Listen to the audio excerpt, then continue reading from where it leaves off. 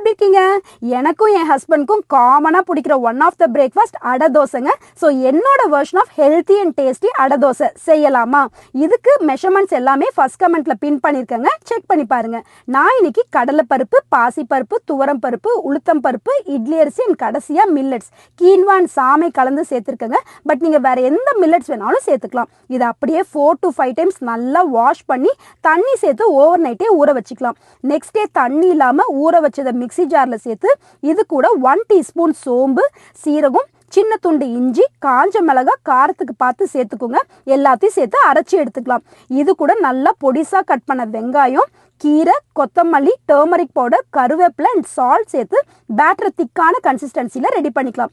சூடான தோசை கல்லில் பேட்டரை ஈவனாக தின்னாக ஸ்ப்ரெட் பண்ணி கொஞ்சம் வெந்ததும் சின்ன ஸ்லைஸ் பட்டர் போட்டு மடித்து எடுத்தா கிறிஸ்பியான அடை தோசை ரெடிங்க. எனக்கு மட்டும்தான் இது கூட அவியல் பிடிக்குங்க. ஸோ பொண்ணுக்கும் ஹஸ்பண்டுக்கும் ஃபேவரட்டான கோகனட் சட்னியோட வச்சு சாப்பிட்டா அடை தோசையில் பட்டர் மெல்ட் ஆகி சும்மா டேஸ்டே செம்மையாக இருக்குங்க. Highly nutritious, protein packed, healthy adai dosa try பண்ணிவிட்டு கமெண்ட் பண்ணுங்கள். நாளைக்கு பார்க்கலாம். பாய்.